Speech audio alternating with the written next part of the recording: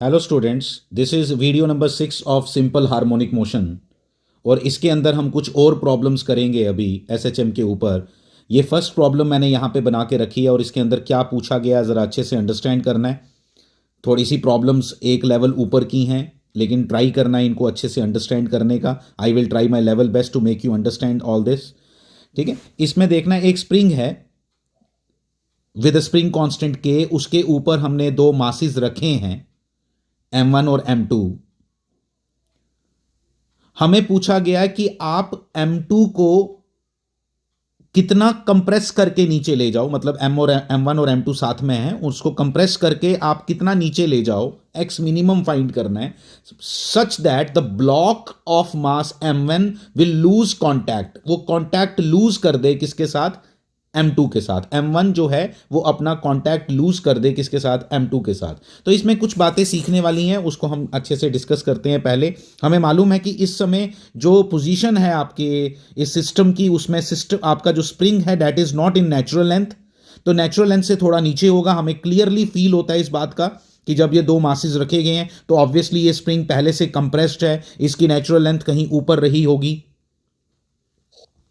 Naturally अगर बात करूं तो ये नेचुरल लेंथ कहीं ऊपर होगी, इसीलिए मैंने ऊपर थोड़ी जगह छोड़ी थी ये बनाने के लिए। ठीक है, ये होगा। और ये आपका डिस्टेंस जो है नेचुरल लेंथ से किसका, मीन पोजीशन का, ये हम बहुत बार कैलकुलेट कर चुके हैं। अगर आपको नहीं मालूम है तो आपको प्रीवियस वीडियोस देखने चाहिए। And it should be equal to m g upon k, हम लिखते थे हमेशा एम जी अपॉन के, लेकिन इस बार एम जो है वो किसके बराबर है, M1 प्लस M2 अपॉन के इंटू जी। ऐसे ब्रैकेट में रख लो इसको, इंटू जी। ये आपकी नेचुरल लेंथ से इतना नीचे है।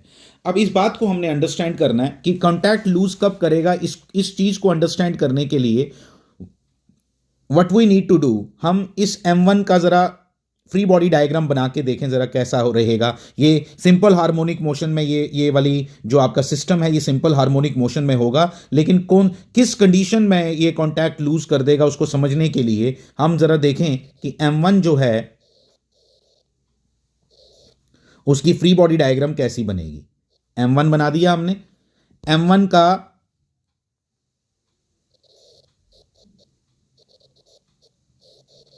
एक फोर्स आ गई M1G, ऊपर की तरफ इसका नॉर्मल रिएक्शन N, और ऊपर जा रहा होगा जब जब ये ऊपर की तरफ जा रहा होगा तो ये एक एक्सेलरेटेड मोशन है। आपको मालूम है ये SHM is an accelerated motion. ठीक है, SHM is an accelerated motion, और एक्सेलरेटेड मोशन होने की वजह से यू वेरी वेल नो कि जो एक्सेलरेशन है वो ऊपर की तरफ भी हो सकती है, नीचे की तरफ भी हो सकती है, कहीं पे भी हो सकती है। जब आप ऊपर की तरफ जाते हो, मैं आपको बता देता हूं एक बात, देखो आप इस चीज को रिमाइंडर देते हैं जरा एसएचएम को। क्या, यहां बनाता हूं। जब हम एसएचएम में होते हैं तो आपको क्लियरली मालूम है कि जब मेरा पार्टिकल जो है वो इस पोजीशन पे है और वो मोशन में है, इस मोशन में है, जब डिस्प्लेसमेंट उसकी इस तरफ की है तो जो उस पर फोर्स लगती है, रिस्टोरिंग फोर्स, वो इस डायरेक्शन में होती है। फोर्स की डायरेक्शन और एक्सेलरेशन की डायरेक्शन हमेशा सेम होती है, ये आपको बड़े अच्छे से मालूम है। ठीक है, तो एक्सेलरेशन इधर होगी, दैट मीन्स कि यहां जो एसएचएम हो रहा है उस केस में एक्सेलरेशन की डायरेक्शन मैं ऊपर बनाऊं या नीचे बनाऊं, इट ऑल डिपेंड्स कि ये मास ऊपर की तरफ जा रहे हैं या नीचे की तरफ जा रहे हैं, क्योंकि मोशन जो है वो तो ऐसी है। देखो मोशन तो है ऐसी है, देखो इसकी मोशन तो इस तरह की होगी, ऊपर गया, पहले नीचे जा रहा है, सॉरी, पहले नीचे जा रहा है, फिर ऊपर, फिर नीचे, इस तरह की मोशन होगी। ठीक है, वो नेचुरल लेंथ तक जाएगा या ऊपर जाएगा वो किसी को नहीं मालूम, मैं रैंडमली बना रहा हूँ, ऐसा कुछ नहीं है कि नेचुरल लेंथ तक ही जाएगा ये। ठीक है, तो ऐसा है। तो जिस समय ये पार्टिकल, ये वाला जो पूरा ब्लॉक्स हैं हमारे M1 और M2, जब वो नीचे जा रहे होंगे, जब डिस्प्लेसमेंट उनकी नीचे की तरफ होगी तो एक्सेलरेशन ऊपर की तरफ होगी, ये आपको बड़े अच्छे से मालूम है। ठीक है, तो इसलिए इसलिए डायरेक्शन ऑफ एक्सेलरेशन तो हमें मालूम नहीं है, तो इसलिए मैं कुछ भी एक्सेलरेशन की डायरेक्शन ले लेता हूं, लेट इट बी अपवर्ड्स ए। अब मेरी बात जरा ध्यान से सुनोगे आप, ए आ गया। अब मैंने इसकी इक्वेशन लिखी, यहां आपको इक्वेशन लिखनी भी आती है, n minus M1G is equal to M1A। ठीक है, n minus M1G is equal to M1A। ठीक है, for n to be equal to 0, for m to be n equal to 0, a must be equal to minus g. आप देखो equation से find करके, जो equation मैंने ऊपर लिखी वहां पे n की वैल्यू 0 डालो, m1 कट जाएगा और a की वैल्यू माइनस जी के बराबर आएगी। इसका मतलब वो कहता है कि भाई ये जो आपकी variable SHM is a variable acceleration motion, आपको बड़े अच्छे से मालूम है SHM में a is equal to minus omega square x होता है ना। तो यार मीन्स कि x यानी कि जैसे जैसे डिस्प्लेसमेंट चेंज होती जाती है फ्रॉम मीन पोजीशन, वैसे वैसे उसकी एक्सेलरेशन चेंज होती जाती है, ऊपर नीचे डायरेक्शन सब उल्टा, वो सब आपको मैंने समझा दिया। अब मैं आपको ये बता रहा हूं, अब मैं आपको यहां पे ये एक्सप्लेन करना चाहता हूं कि यहां पे जो एक्सेलरेशन होगी वो किसके बराबर होनी चाहिए, माइनस जी के। माइनस जी का मतलब हुआ कहां, माइनस जी का मतलब हुआ एक्सेलरेशन कहां होनी चाहिए, नीचे की तरफ। मैंने एक्सेलरेशन कहां ली है, ऊपर की तरफ, लेकिन आंसर मेरा क्या आया, नेगेटिव। दैट मींस कि हमने जो डायरेक्शन बनाई है उससे उल्टी डायरेक्शन की जरूरत है नॉर्मल रिएक्शन को जीरो करने के लिए। इसका मतलब है नॉर्मल रिएक्शन को जीरो करने के लिए आपको एक्सेलरेशन उल्टी डायरेक्शन में चाहिए। एक्सेलरेशन उल्टी डायरेक्शन में यानी कहां चाहिए, नीचे की तरफ चाहिए, नीचे की तरफ एक्सेलरेशन चाहिए। और लेट मी टेल यू, ये ब्लॉक अच्छे से सुनना मेरी एक एक बात को, ये ब्लॉक्स जो हैं इनकी एक्सेलरेशन नीचे की तरफ तब होगी जब ये ऊपर की तरफ जा रहे होंगे। देखो ये सारी कहानी मैंने यहां लिख दी। This shows that m1 for m1 to lose contact with m2 the motion must be upwards. कैसे पता चला आपको अपवर्ड्स, क्योंकि आपको मालूम चला कि जो आपकी एक्सेलरेशन है वो नीचे की तरफ डायरेक्शन है, क्योंकि हमने ऊपर ली थी, आंसर नेगेटिव आया था, एक्सेलरेशन कहाँ होगी, नीचे की तरफ। तो एक्सेलरेशन नीचे होने के लिए मोशन ऊपर होनी चाहिए। एसएचएम में मालूम है हमें कि रिस्टोरिंग फोर्स की डायरेक्शन हमेशा एक्स यानी कि डिस्प्लेसमेंट से अपोजिट डायरेक्शन में होती है। तो यहां से आ गया and acceleration must be equal to g at that moment. ये हमने यहां से ये छोटी सी बात हमने पता लगा ली। अब हम बात करेंगे कि एक्सेलरेशन होती किसके इक्वल है।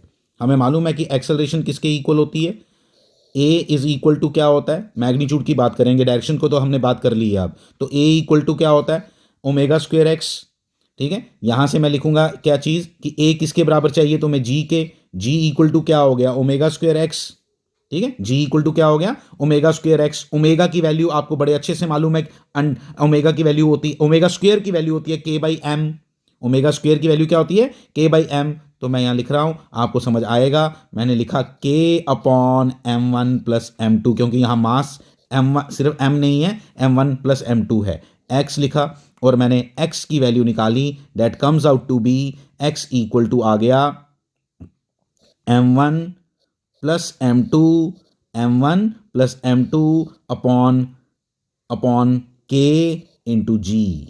ठीक है, यानी कि अगर आप, इसका मतलब ये है कि अगर आपको उसका कांटेक्ट लूज करवाना है तो एक्सेलरेशन आपको जी के बराबर चाहिए, और एक्सेलरेशन आपको जी के बराबर तब मिलेगी अगर आप, ध्यान देना, अगर आप इस सिस्टम को कंप्रेस करके नीचे ले जाओगे, कितना, इस कंप्रेस करके नीचे ले जाओगे कितना, m1 प्लस m2 अपॉन के इंटू जी। इतनी डिस्प्लेसमेंट अगर इसको नीचे दोगे, क्योंकि मुझे मालूम है कि अगर मैं जितना इसको नीचे लेके जाऊंगा उतना ही ये ऊपर जाएगा, उतना ही ये ऊपर जाएगा। और बाई चांस इस बार आंसर आपका क्या आया, आंसर आपका वही नेचुरल लेंथ तक आया। इसका मतलब हमें समझ आ गया कि अगर आप चाहते हो कि ये ब्लॉक किस मोमेंट पे, आपको पूछा गया ये ब्लॉक m1 किस मोमेंट पे कांटेक्ट लूज कर देगा, किसके साथ, m2 के साथ। कांटेक्ट लूज करने का मीनिंग होता है नॉर्मल रिएक्शन की वैल्यू का जीरो होना, और नॉर्मल रिएक्शन जीरो पता कब होगी, आप फील करो इसको। मैंने इसको प्रेस करके नीचे लेके गया, कितना नीचे लिया, यू हैव टू, कितना नीचे, जितना तुम इसको ऊपर लेके जाना चाहते हो उतना ही नीचे लेके जाना पड़ेगा। अगर तुम 10 सेंटीमीटर इसको नीचे लेके जाते हो तो ये 10 सेंटीमीटर ही ऊपर जाता है। तो मुझे मालूम है कि ये कांटेक्ट लूज कहां करने वाला है, ये कांटेक्ट लूज कहां करने वाला है, जब ये ऊपर जा रहा होगा और यहां पहुंचेगा। लेकिन अगर मुझे इसको ऊपर यहां तक पहुंचाना है तो मुझे इसको कंप्रेस भी कितना करना पड़ेगा, उतने ही अमाउंट के साथ। उतना ही अमाउंट हमने बाई चांस देखा तो वो कहाँ आता है, वो कितनी वैल्यू है, m1 प्लस m2 अपॉन के इंटू जी। तो वो वैल्यू कहाँ आती है, जब ये बिल्कुल, जब नेचुरल लेंथ के ऊपर पहुंचेगा तो m1 जो है वो अपना कांटेक्ट लूज कर देगा, किसके साथ, m2 के साथ। ये इसकी मेन कहानी है।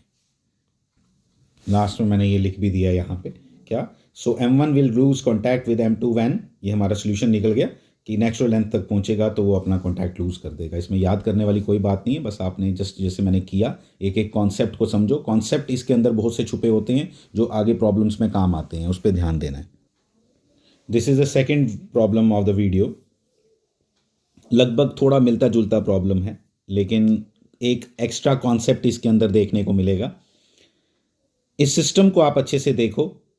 जो हम मूवमेंट कर रहे हैं ना मास की, वो ऊपर वाले मास m की मूवमेंट कर रहे हैं, उसको कंप्रेस करना है हमने। और कंप्रेस करके हमें पूछा गया कि मैं कितना कंप्रेस करूं उसको कि 2m जो है वो अपना ब्लॉक जो है वो ग्राउंड से अपना कॉन्टैक्ट तोड़ दे। मतलब ये आप इतनी बात समझ लेना कि नीचे ग्राउंड भी है, ये बात इसका मतलब जो 2m है ये एक किसी ग्राउंड पे प्लेस्ड है। ठीक है, तो ये किसी ग्राउंड पे प्लेस्ड है और हम चाहते हैं कि ये मतलब हम किसको कितना कंप्रेस करें कि वो अपना ग्राउंड से कांटेक्ट लूज कर दे, उसको समझना है हमने। अभी देखो कैसे समझेंगे। फिर से हम फ्री बॉडी डायग्राम बनाएंगे 2m की। तो हम देखते हैं इसकी नेचुरल लेंथ से इसका फिर से हम वैसे ही जैसे हमने पहले किया था वैसे ही करते हैं। आप अंडरस्टैंड करना एक एक बात को। देखो ये आ गया हमारा, इसकी नेचुरल लेंथ यहीं रही होगी कहीं। ठीक है, तो ये इसकी नेचुरल लेंथ है।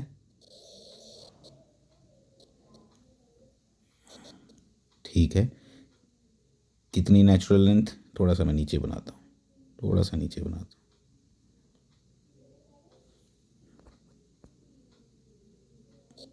थोड़ी मुझे ऊपर स्पेस की ज़रूरत है लेटर ऑन, इसलिए मैंने थोड़ा नीचे बनाया। घबरा नहीं जाना कि क्यों नीचे बना दिया। ये डिस्टेंस, ये आपकी नेचुरल लेंथ, और ये डिस्टेंस आपको कैलकुलेट करना आता है। ये किसके बराबर होता है? ये बराबर होगा, ये इसको हम x0 लिखा करते थे, and this is equal to mg/k। कैसे निकालते हैं उसके लिए प्रीवियस वीडियोस के लिए कंसल्ट करनी पड़ेंगी आपको। ठीक है, ये हमने लिखा। अब क्वेश्चन की डिमांड के अकॉर्डिंग हम फिर से नॉर्मल रिएक्शन की वैल्यू को जीरो करना चाहते हैं, लेकिन इस बार किसकी? 2m की। तो लेट्स सी 2m कहाँ है। तो 2m का मैं फ्री बॉडी डायग्राम बनाता हूँ। 2m का मैं फ्री बॉडी डायग्राम बना रहा हूँ, देखना। ये आपका मास 2m आ गया। इसको, इस पे जो फोर्सेस लग रही हैं उस पर ज़रा बात करें।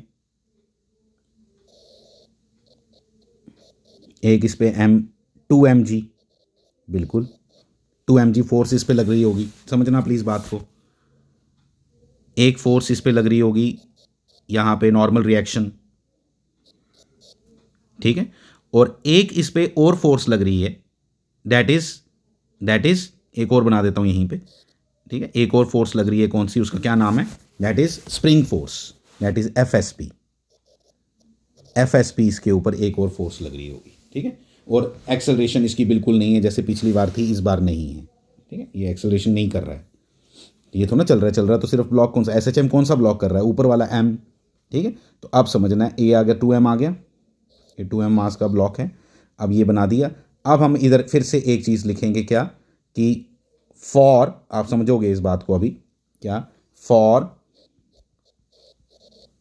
n इक्वल टू 0, n 0 होने के लिए FSP को बराबर होना पड़ेगा किसके? 2mg के। नहीं तो आप इक्वेशन लिख लो, इक्वेशन ऐसे लिख लो, n plus FSP equal to 2mg, सामने दिखाई दे रहा है। ठीक है, तो यहाँ से n को 0 होने के लिए FSP को किसके बराबर होना पड़ेगा? FSP को बराबर होना पड़ेगा 2mg के। FSP क्या होती है? Spring force. किसके बराबर होती है? देखो ध्यान से मैं लिखता हूँ। स्प्रिंग फोर्स जो होती है that is kx, that must be equal to 2mg। जो स्प्रिंग के अंदर फोर्स डेवलप हो kx, वो किसके बराबर होनी चाहिए? 2mg। तो x किसके बराबर हो गया? 2mg/k, 2mg/k। ये हमें समझ आया। यहाँ पे एक इंटरेस्टिंग बात क्या है पता है आपको, देखना ध्यान से। ये जो आपने x निकाला ना, ये पता क्या बोल रहा है? ये कह रहा है कि जो डिस्प्लेसमेंट x की होनी चाहिए, सॉरी, जो डिस्प्लेसमेंट होनी चाहिए, स्प्रिंग जो है, स्प्रिंग कितना, स्प्रिंग क्या होना चाहिए? स्प्रिंग, अच्छा एक और बात, आपने FSP कहाँ बनाया इस बार? ऊपर की तरफ। ऊपर की तरफ FSP बनाने का मतलब है कि जो इसके ऊपर फोर्स लगेगी ना, वो इधर तब होगी, ऊपर की तरफ तब होगी। ध्यान देना, ये FSP ऊपर की तरफ तब होगा जब ये ब्लॉक कहाँ जा रहा होगा? जब ये ब्लॉक कहाँ जा रहा होगा? ऊपर। जब कौन? M1 जब ऊपर की तरफ जा रहा होगा तब ये, जब तब ये स्प्रिंग खींचेगा। ठीक है, तो तब ये स्प्रिंग खींचेगा, और वो कितना खींचना चाहिए, कितना खींचना चाहिए कि FSP, इसमें सिर्फ जो बात है ना बताने वाली वो ये है कि जो आपने ये 2mg/k निकाला ना स्प्रिंग में फोर्स डेवलप होने के लिए, this is measured from natural length. This is the most important part, कि तुमने जो ये कैलकुलेशन की FSP इक्वल टू क्या, FSP इक्वल टू 2 mg तब बनेगा अगर स्प्रिंग खिंचेगा 2 mg/K। अगर स्प्रिंग खिंचेगा 2 mg/K, और 2 mg/K कहां से, नेचुरल लेंथ से। क्योंकि जो स्प्रिंग फोर्स FSP लिखी जाती है उसके अंदर जो हम एक्स लिखते हैं हमेशा, that is always measured from natural length. इसलिए जो हमारा आंसर आया वो यहां पे जब हमने कैलकुलेशन की ना, तो वो आंसर आया, तभी मैंने ऊपर जगह छोड़ी थी, मुझे ये दिखाना था आपको कि वो ये आया। ये आप कितना कैलकुलेट कर चुके हो, 2 mg/K। And let me tell you 2 mg/K ये नेचुरल लेंथ से, अब यानी कि आपको यहां से मीन पोजीशन से कितना ऊपर जाना है, मीन पोजीशन से कितना ऊपर जाना है, मीन पोजीशन से आपको कितना ऊपर जाना पड़ेगा, 3 mg/K। अगर ये ब्लॉक ऊपर जाएगा तो जाके ये 2m ऊपर थोड़ा सा उठेगा, उठेगा मतलब ये अपना कॉन्टैक्ट लूज करेगा, यानी कि फिजिक्स की लैंग्वेज में नॉर्मल रिएक्शन इक्वल टू 0 आएगी। और उसके लिए मुझे इस स्प्रिंग को, अगर मैं चाहता हूं, मैंने पिछली प्रॉब्लम में भी आपको यह बात बताई, इस प्रॉब्लम में भी बता रहा हूं कि अगर आप चाहते हो कि ये स्प्रिंग, ये ब्लॉक जो है वो इधर पहुंचे, तो आपको इसको दबाना भी उतना ही पड़ेगा, 3 mg/K। इसलिए आपके जो एक्स मिनिमम का आंसर आया that is equal to 3 mg/K। जो बातें मैंने बताई हैं इन बातों को ज़रा अच्छे से समझ के रखना है, तब जाके ये दिमाग में बैठेगा। इसमें कन्फ्यूजन सिर्फ ये वाली थी कि नेचुरल लेंथ से क्यों लिया, नेचुरल लेंथ से इसलिए लिया क्योंकि तुम किस तरह, पूरी बात को समझो कि तुमने बोला कि FSP चाहिए तुम्हें 2 mg के बराबर, स्प्रिंग के अंदर जो फोर्स डेवलप हो वो कितनी होनी चाहिए, 2 mg के बराबर।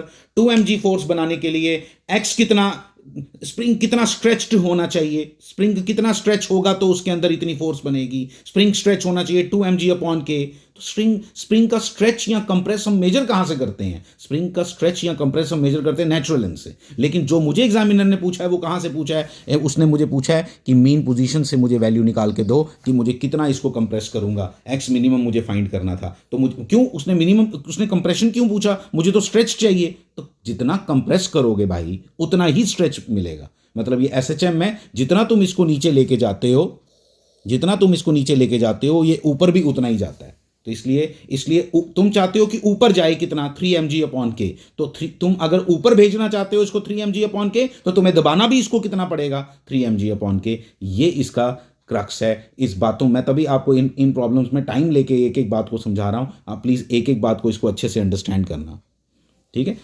तो आगे चलते हैं।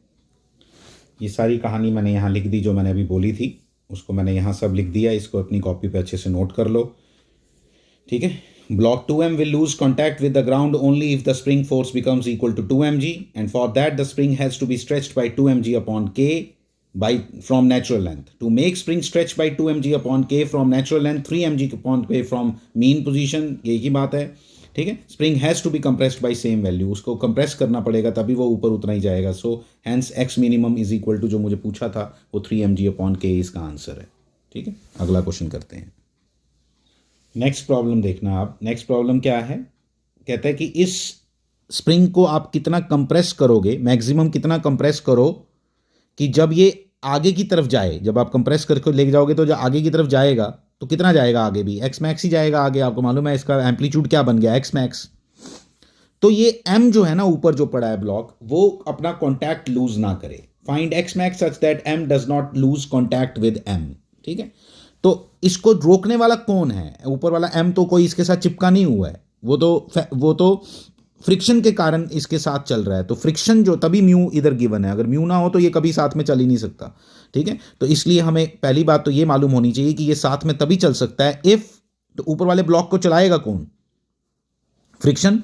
तो फ्रिक्शन चलाएगी, तो हम इधर लिखते हैं, ध्यान देना, हम इस तरह से बोलेंगे, for small m, for small m to not lose contact, lose contact with capital M, force of friction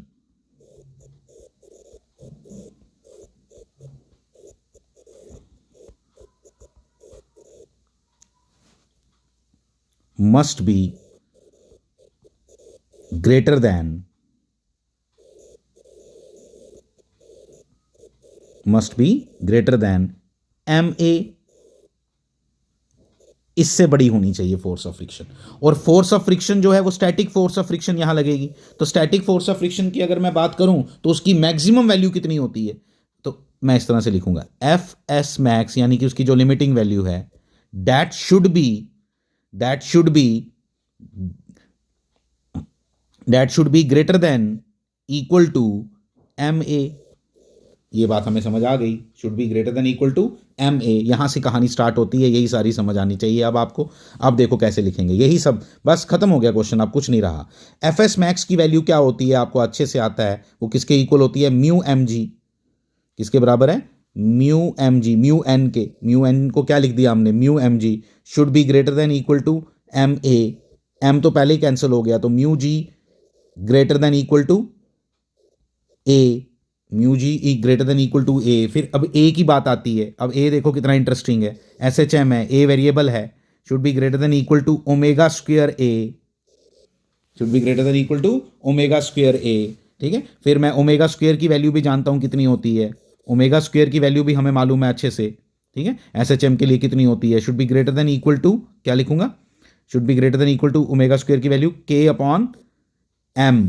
M कितना है, m plus m into x. ठीक है, तो यहां से आपको x की वैल्यू निकालनी थी एक्चुअली, क्योंकि हमें मालूम है कि जितना जितना x बढ़ता जाता है, जितना जितना x बढ़ता जाता है, x आपका एक्सेलरेशन उतना ज्यादा बढ़ता जाता है। तो एक्सेलरेशन कहीं इतना ज्यादा ना हो जाए कि वो म्यू जी को क्रॉस कर जाए, ये इसकी कंडीशन है, म्यू जी को क्रॉस कर जाए, और वो कभी होगा तो इसलिए हम लिखेंगे x must be less than equal to, x must be less than equal to mu m plus m into g upon k. और क्वेश्चन के अकॉर्डिंग चलें तो इस तरह से बोलेंगे, hence x max is equal to, ज्यादा से ज्यादा क्या वैल्यू हो सकती है आपकी, that is mu m plus m into g upon के।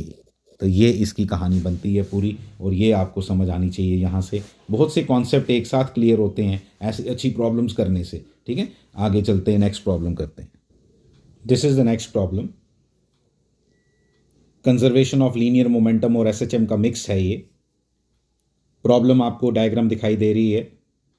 Find the amplitude of the SHM when a bullet of mass m gets embedded into the block of mass 2m।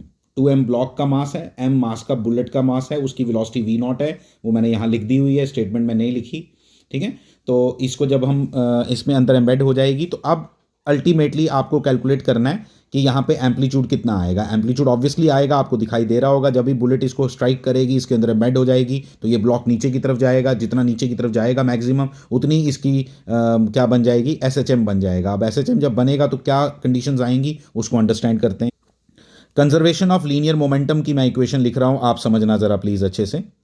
So 2m into zero, समझ आया होगा आपको, 2m into zero, सबसे पहले वो तो rest पे ही था, plus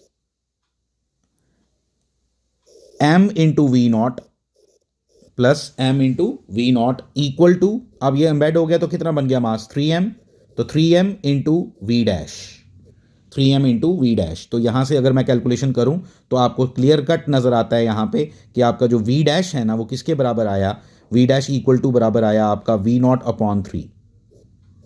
we dash equal to कितना आया, वी नॉट अपॉन 3।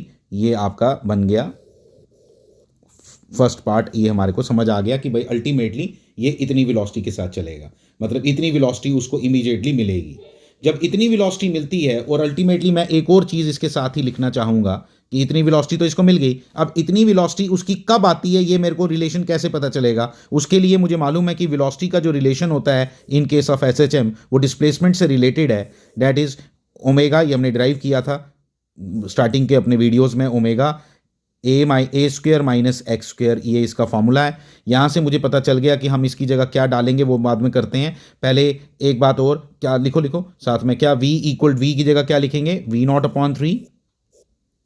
ठीक है, ओमेगा की जगह क्या लिखेंगे, ओमेगा आपको याद होना चाहिए, ओमेगा किसके बराबर है, अंडर रूट ऑफ के बाई एम।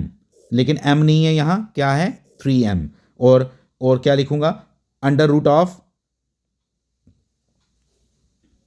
अब यहाँ पे x की पोजीशन निकालनी पड़ेगी। अब x की पोजीशन क्या है, मतलब यहाँ पे ज़रा इसको अच्छे से अंडरस्टैंड करेंगे कि हमारा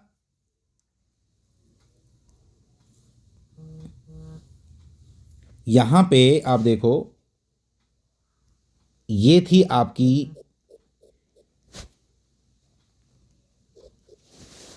मीन पोजीशन, बट कौन सी, मैं इसको ओल्ड लिख देता हूँ। क्यों? क्योंकि ये पुरानी मीन पोजीशन है। यहाँ पे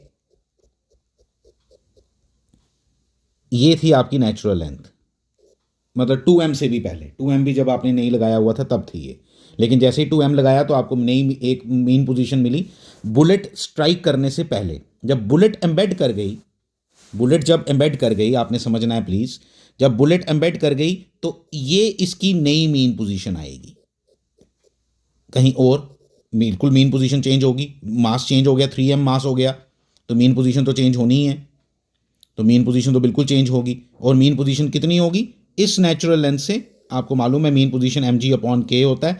m कितना है इस बार, 3m, तो 3mg/k, 3mg/k, तो ये आ गई आपकी मीन पोजीशन न्यू। मतलब जैसे ही बुलेट स्ट्राइक की, ध्यान देना, जैसे ही बुलेट स्ट्राइक की इसकी वेलोसिटी कितनी हो गई, इसकी वेलोसिटी होगी इतनी, किसकी, इस मास की वेलोसिटी विद बुलेट कितनी हो गई, v0/3। इतनी बात हमें समझ आ गई।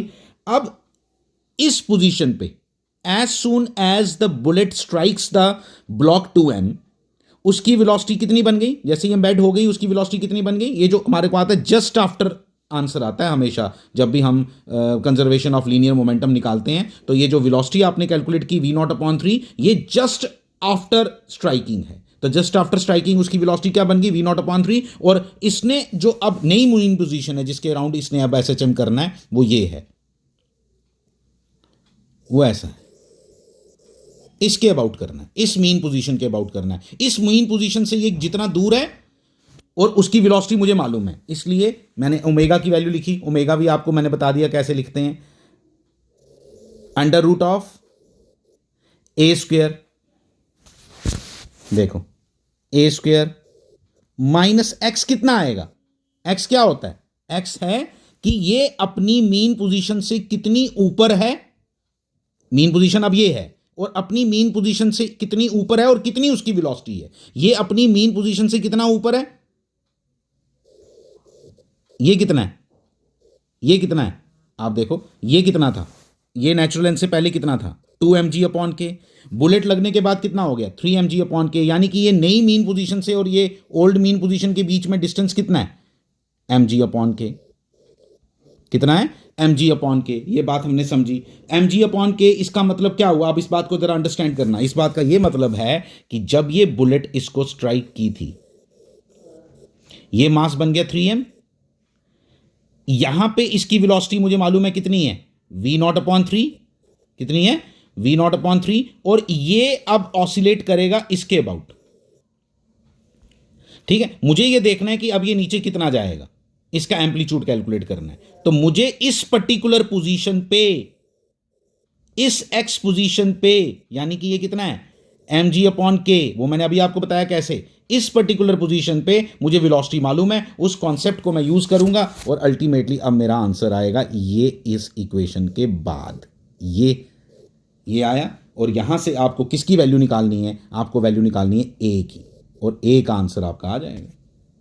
ये इसकी थोड़े आगे की मैंने कैलकुलेशन कर रहा हूँ, ठीक है। v² मैंने इसको मैंने स्क्वेयरिंग बोथ साइड्स किया, उधर से आपको किसका वैल्यू मिल गई, यहाँ से आपको v²/9 इक्वल टू v²/9, ये मल्टीप्लाई कर दिया इसके साथ दोनों को, ठीक है। अब ये मल्टीप्लाई करने के बाद यहाँ से नज़र आ रहा है सीधा सीधा ये m और ये कैंसिल हो गया, यहाँ से k1 यहाँ से भी कैंसिल हो गया, और अल्टीमेटली ये सारी कैलकुलेशन करने के बाद अब a आप कैलकुलेट कर सकते हो ईजिली। वीडियो हमारी लंबी होगी, ये कैलकुलेशन खुद कर लो आप। Thank you very much.